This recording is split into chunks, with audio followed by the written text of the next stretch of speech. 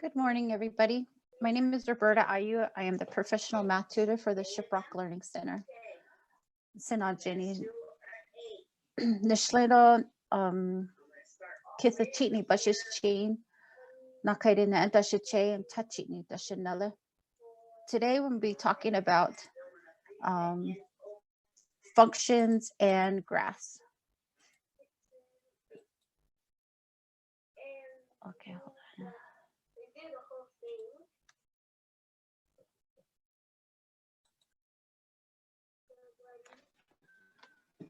All right. This is for Math 110. We're going to be talking about the graphs of functions in this first section.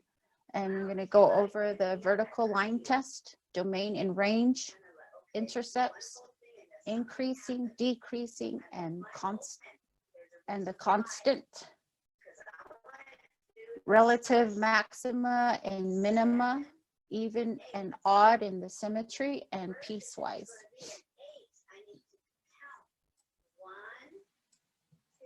Okay, for the vertical line test, for any vertical line intersects a graph in more than one point, the graph does not define y as a function of x. I have a couple examples. My first example shows a graph that goes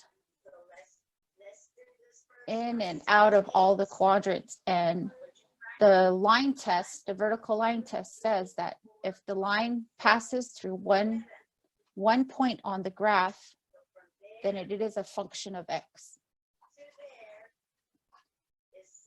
In my second set of examples, it shows a circle, and the line test goes through 2 points of the graph, which makes it not a function because of the 2 points that the vertical line is going through.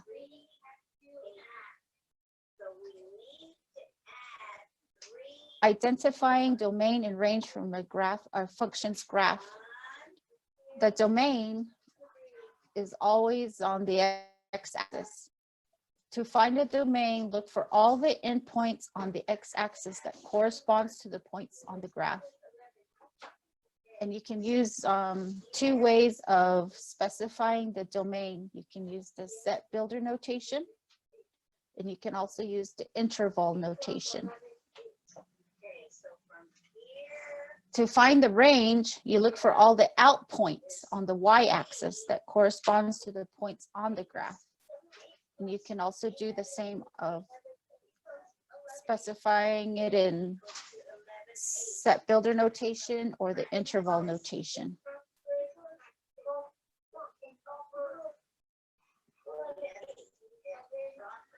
When you're identifying intercepts from a function's graph, to find the x-intercepts, look for points on the graph that crosses the x-axis. Zeros of a function f are the x values for which f of x is equal to 0, and the real numbers are the x-intercepts. To find the y-intercepts, look for points at which the graph crosses the y-axis. A function can have more than one x-intercept, but at most one y-intercept.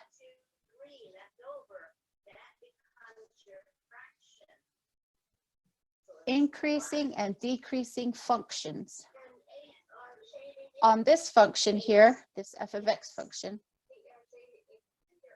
from the negative infinity all the way up to the 16 is an increasing function. And then from 16 to negative 16, you'll see that the graph is going downward, and that's a decreasing. And then from negative 16 into positive infinity is increasing. So that's how you find the increasing and decreasing of the functions. Relative maxima and minima. As we'll look at the same previous graph It shows you the increasing, the decreasing, and the increasing areas. The local or the relative maxima happens at 16 when x is at -2. So that's the highest point of your graph where it turns. That's your local maxima.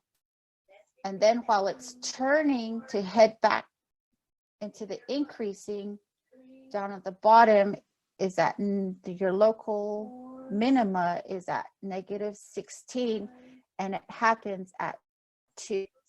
So that's how you find those two, the maxima and the minima.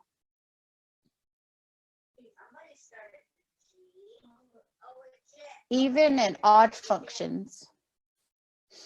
A function is called an even function if for every input x in f of x equals f of -x.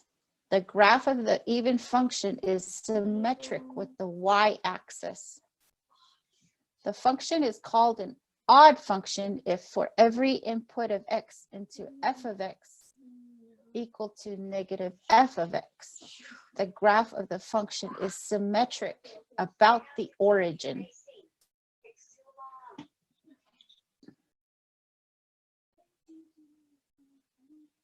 Piecewise function. A piecewise function is a function in which more than formula is used to define the output.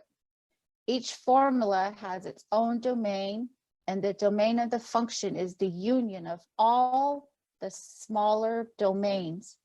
We note this idea like this: f of x equals to the set of formula 1 if x is in domain of 1, formula 2 if x is in the domain of 2, and formula 3 if x is in the domain of 3.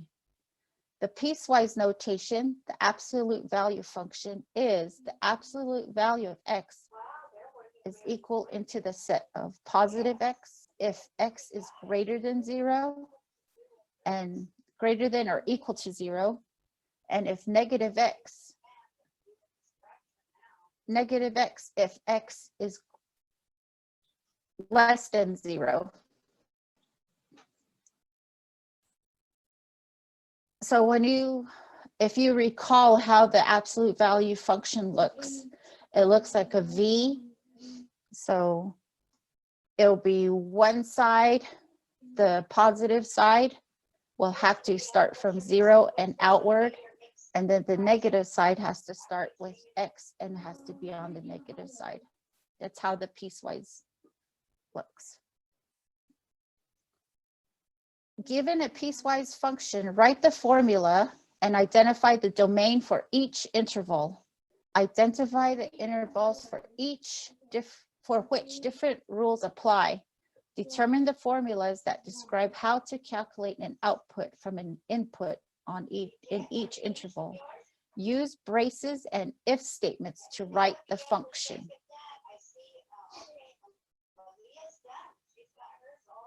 When you're given a function, sketch a graph to indicate on the x-axis the boundaries defined by the interval on each piece of the domain.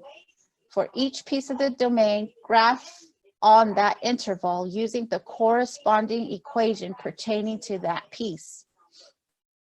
Do not graph two functions over one interval because that will violate the criteria of a piecewise function.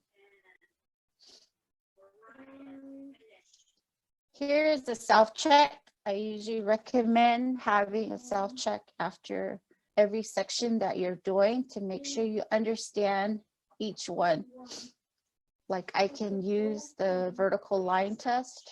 I can identify the domain and range of a function's graph, identify intercepts from a function's graph, identify increasing, decreasing, and constant functions, find the relative maximum and minimum, identify an even, odd, and their symmetry,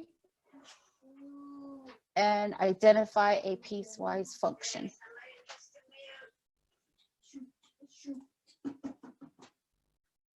In this section, we'll be covering slopes. We're going to look at a slope, equation of lines, linear function, and then the average rate of change and average velocity.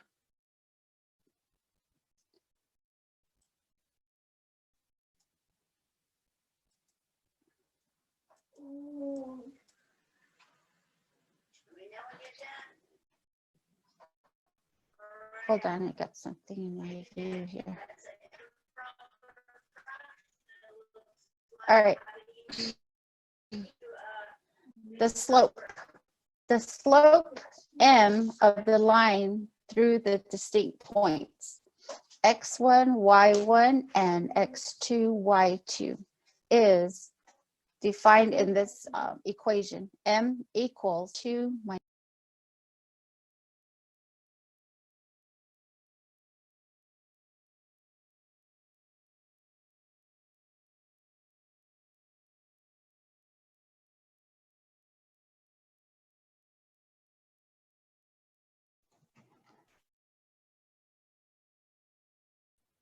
Did we lose Roberta? Yeah.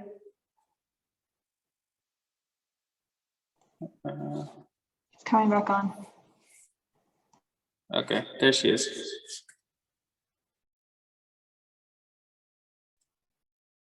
how far did I get? How far do I need to go back?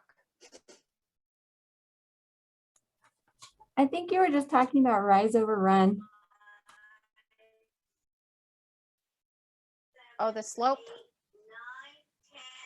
This slide. I'm sorry. Yeah, that's the one.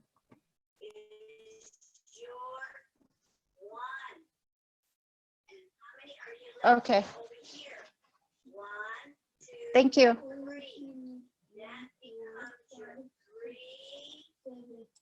Okay, we have parallel lines that have equal slopes. Perpendicular lines have slopes that are negative reciprocals. In my example, it's find the slope of the line passing through -3, 4, and 2, -2 and -2. So you're just going to do a plug and play type of thing where you will put in you will choose which one will be your x1, y1, and your x2, y2. So I chose the 2 and -2 to be my set of x2, y2, and -3 and 3, 4 to be my x1, y1 points.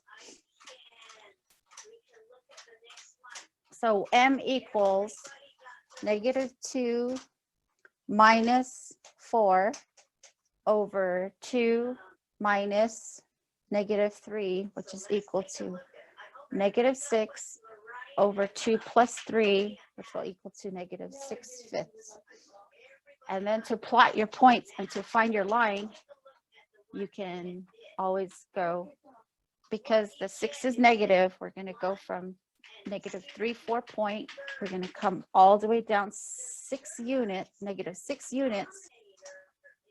Since it's negative, we're going to be going downward, and then plus 5 units to the right, and we should find our second point. As you go down the line, you'll be able to make this line.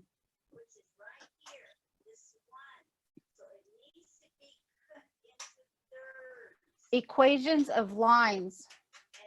This is just a refresher to remember that the point slope intercept form equation is y minus y1 equal to m times x minus x1.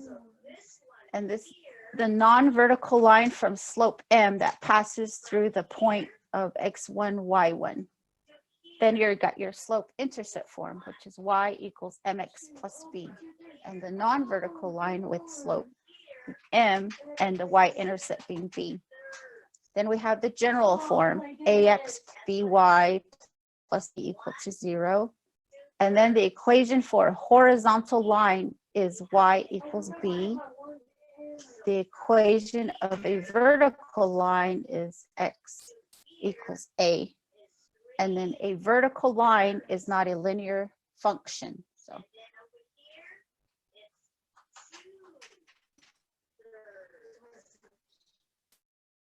in this slide, we're talking about graphing using the slope and y-intercept and using the intercepts.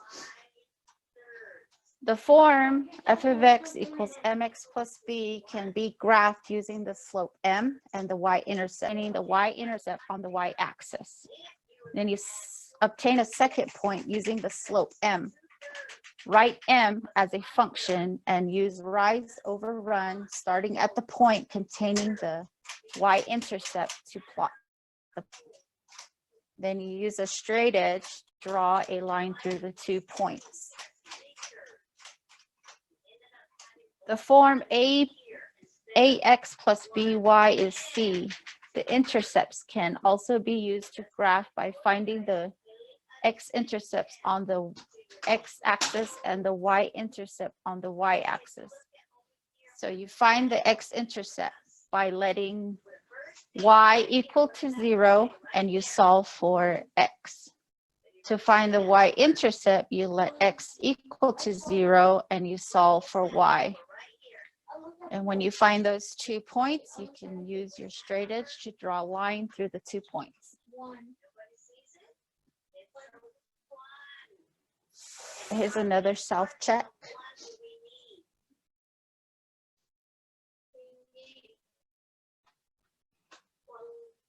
And talk about the transformation of functions, graphs of common functions, vertical shifts, horizontal shifts, vertical stretch and shrink, and the horizontal stretch and shrink, and the sequence of transformations.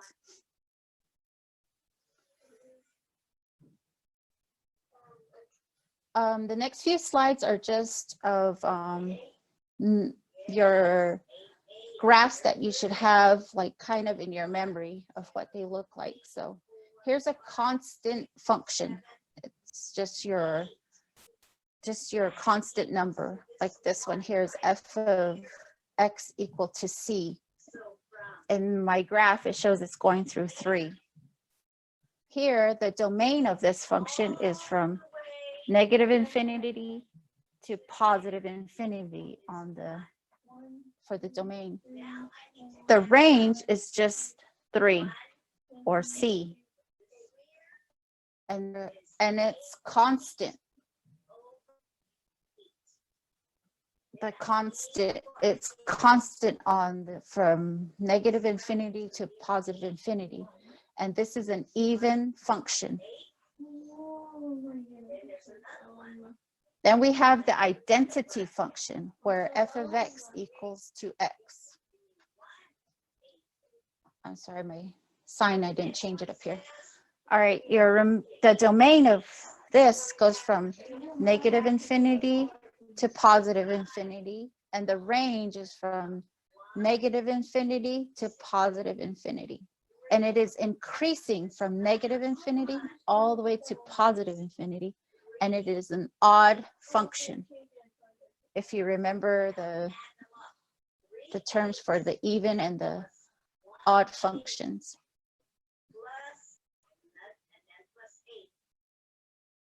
Then we have the absolute value function, where it's f of x is equal to the absolute value of x. Here, the domain is from negative infinity to positive infinity, and the range is from 0 to positive infinity. And we can see it as decreasing on negative infinity to 0, and then it's increasing from 0 to positive infinity, and it is an even function.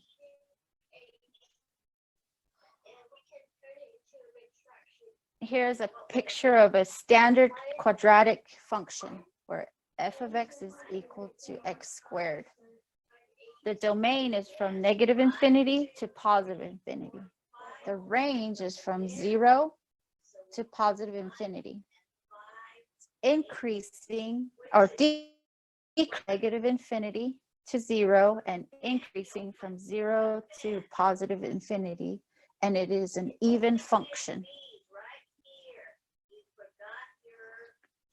Here's a picture of a square root function. F of x is equal to the square root of x. The domain is from 0 to positive infinity. The range is from 0 to positive infinity. And it is increasing from 0 to positive infinity. And it is neither even or odd. Here's a picture of a standard cubic function, f of x equal to x cubed. The domain is from negative infinity to positive infinity. Your range is from negative infinity to positive infinity. And it is increasing from negative infinity to positive infinity. And this is an odd function. The cube root function is a f of x equal to the cube root of x. The domain is from negative infinity to positive infinity. The range is from negative infinity to positive infinity. And it is increasing from negative infinity to positive infinity. And this is an odd function. These functions and their graphs is something you need to remember or kind of have an idea because of what we're going to discuss next. We're going to do horizontal or vertical shifts, horizontal shifts, your vertical stretches and your shrinks, and then your horizontal shifts and your horizontal shrinks. So we're going to look at the absolute value function to look at a shift. The graph of y equals f of x plus c is the graph of y equals f of x shifted c units vertically upward. So when you see a function that says to graph the absolute value of x plus a constant, you're gonna draw or mentally see your absolute value, your basic absolute value function, and you're going to shift it upward plus c units. And then when you're doing a vertical downward shift, it'll be a minus c, and you're going to still look at your absolute value and you're going to shift it negative c units downward. Oh, sorry.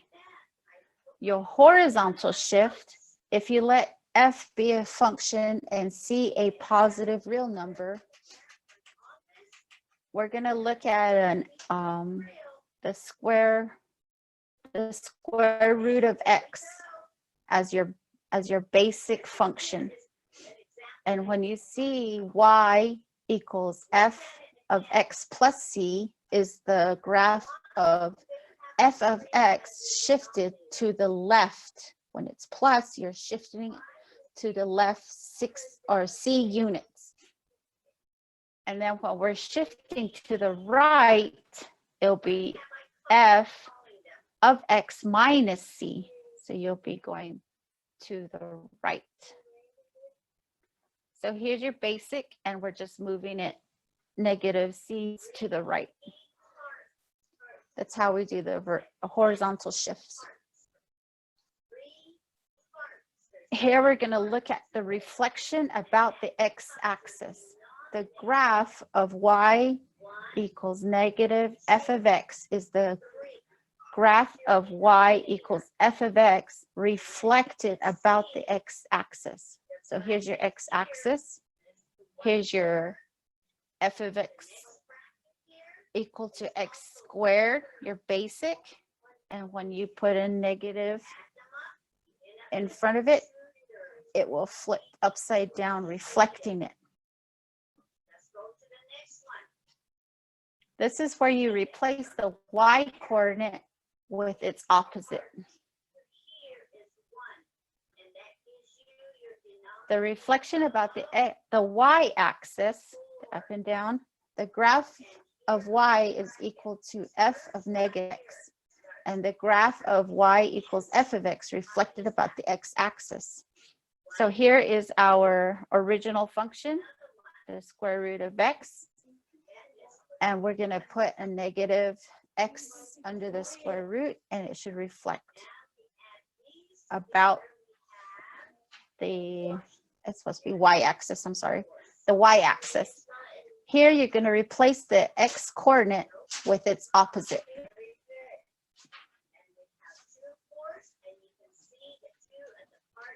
This one we're talking about the vertical shift and the shrink. We're going to let f be the function and c be a real number. If c is greater than 1, the graph of y equals c f of x is the graph of y equals f vertically stretched by multiplying each of its y coordinates with c. So the dotted line is our original f of x. And now we're going to multiply it by c, which is greater than, c will be greater than 1, and our new graph will just stretch upward. If c is greater than 0, but less than 1, the graph of y equals c of f of x is the graph of y equals f of x, vertically shrunk by multiplying each of its y coordinates by c. The dotted line is our original, y equals f of x. Sorry. And by multiplying it by c between these two specifications between 0 and 1, we'll have a vertical shrink. So it'll move downward. Here is the horizontal stretch and shrink. If we let f be a function and c be a real positive number, if c is greater than 1, the graph of y equals c of f of c times x is the graph of y equals f of x horizontally shrunk by dividing each of its x coordinates by c. The dotted line again is our original, and when we divide our x coordinates, we will get a shrink inward of our graph. And if c is greater than 0 but less than 1, the graph of f of y equals f c times x is the graph of y equals f of x horizontally stretched by dividing each of its x coordinates by c. Again, the dotted line is our original. If you divide all your x coordinates by c, you'll get a stretch outward.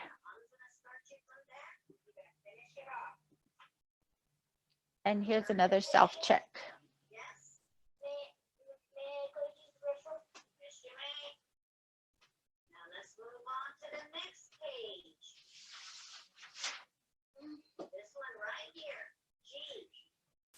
In this section, we'll be talking about the inverse functions, switch and solve strategy, horizontal line test, one-to-one function, and graphing the inverse function.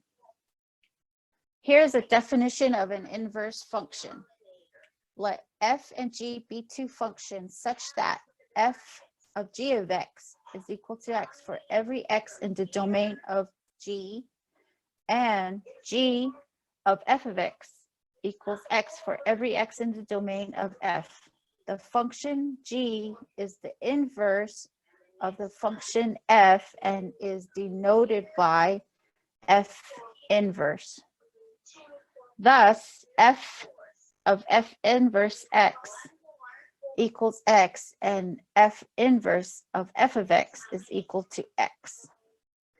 The domain of F is equal to the range of F inverse and vice versa.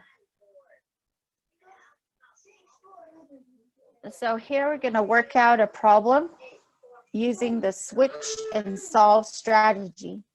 To find the inverse of a function, you will 1, replace f of x with y, interchange x and y, solve for y, and replace y with f inverse of x. So our example is f of x equal to 7x minus 5. Here we're going to replace f of x with y. So y equals 7x minus 5. We're going to interchange x and y. So x equals 7y minus 5. And then we're going to solve for y. So we're going to add 5 to each side.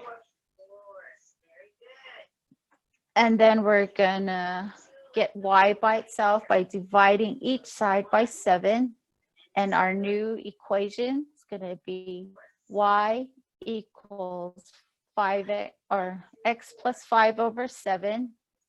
And we're going to replace the y with the f inverse of x, which is equal to x plus 5 over 7.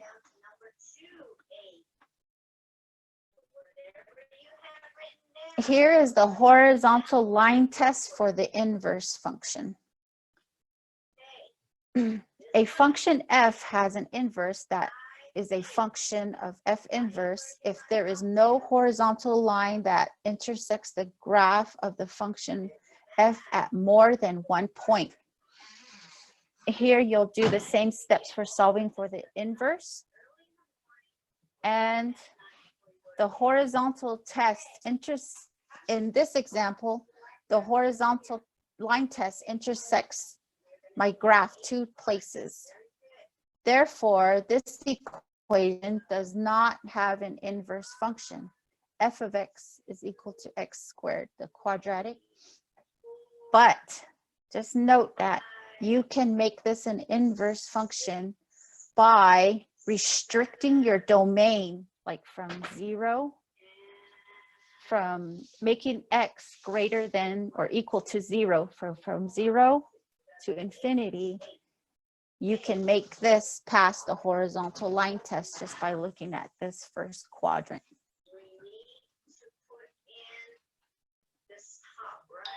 Just know that you're able to do that with any of the functions, just like your absolute value function, where it's two pieces.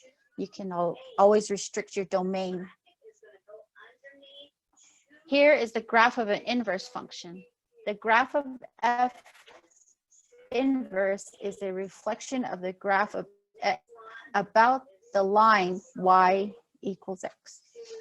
So here I'm demonstrating your f of x is equal to the square root of x minus 2. When we find the inverse of that, it will equal to the f inverse of x is equal to x squared plus 2. Because it's a quadratic, I set my domain for x is greater than 0, which gave us that reflection.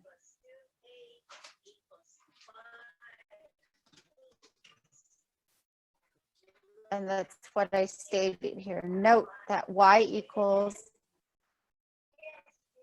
or the f inverse of x equals x squared plus 2 is a parabola and does not pass the horizontal line test. Therefore, by restricting the domain to x greater than or equal to 0, we have a new graph, which is just from 0 to, here's a self-check again. Here we're going to cover the distance and midpoint formulas. The distance formula is the distance d between the points of x1, y1, and it's supposed to be x2, y2. The formula is d equals the square root of x2 minus x1 squared plus y2 minus y1 squared. Please note that the distance is the difference of coordinates. So here's your coordinates, your 2 points, and just getting the difference of both. In my example, we're going to find the distance between -1, -3, and 2 and 3. You're going to express your answer in simplified radial form and round to 2 decimal places. So here you're just doing a plug and play. Just put in your points in for x2, x1, y2, y1, and you're going to square them. And my answer came out to be 3, the square root of 5, and rounded up to 2 decimal places came out to 6.71.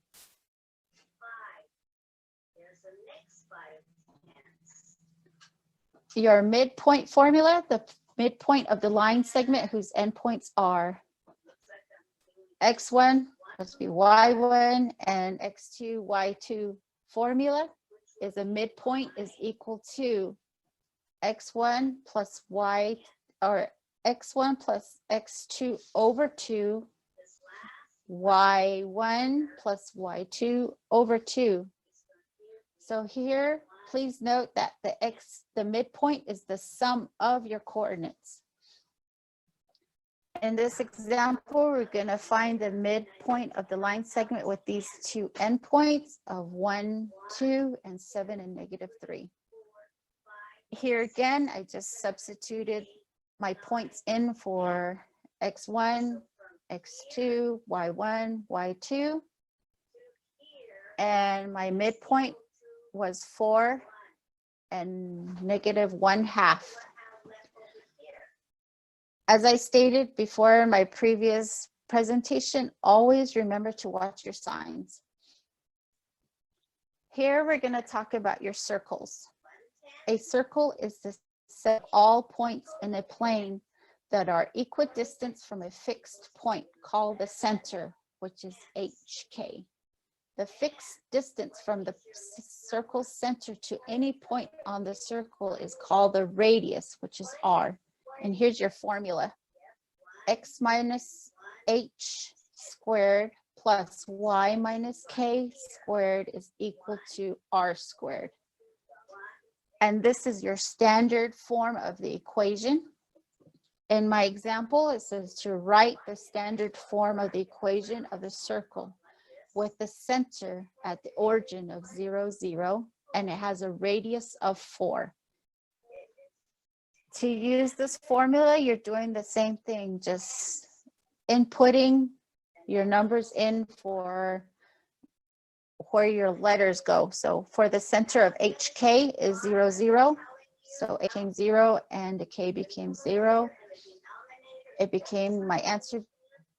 And my R is 4. So it became 4 squared. And the answer is x squared plus y squared equal to 16. And here's another self-check.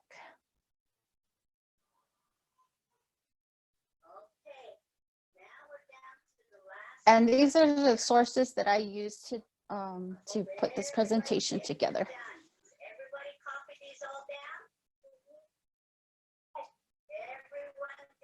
And this is the end of my presentation.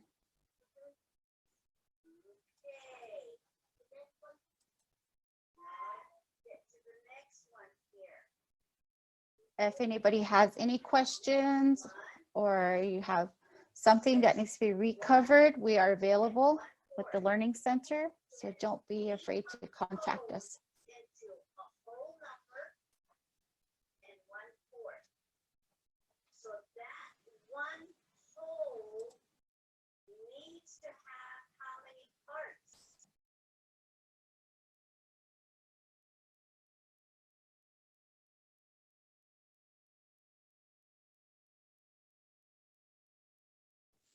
Awesome. Does anyone have any questions?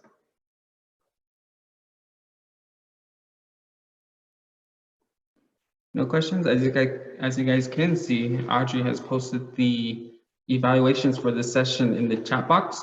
So again, evaluations are crucial to accounting to your participation points for these events hosted by the Learning Center or finals countdown events. So they'll be counted towards those gift card giveaways and things like that. So if you have any questions, or if you need help with your assignments, with your math assignments, with your writing assignments, basically anything that you think we can help with, go ahead and you can contact the Learning Center. We have Learning Center at thenetcollege.edu. You have our phone numbers all posted on our website, dclearningcenter.com. All of our events for finals countdown are all posted on dclearningcenter.com, all of the clickable Zoom links and stuff like that. So if we don't have any questions, we can go ahead and end this session now. So other than that, we have my session coming up at 3 o'clock, which is covering deconstructing the prompt. So that'll be coming up at 3 o'clock. All right, cool. So thank you again, Roberta, for your presentation. That was a really good presentation. I believe I'm not sure when we have Roberta again for the week. Can you remind students? Oh, I've got another presentation coming up on Thursday, and I believe that's covering exponential and log. Awesome. All right, cool. So yeah, just keep yourselves updated with dclearningcenter.com. That's where everything is posted, as I keep saying. Make sure to join me at 3 o'clock for today's session. And yeah, you guys are all free to go. And thank you guys for joining us here today. Really appreciate it. Yeah. Yes, thank you.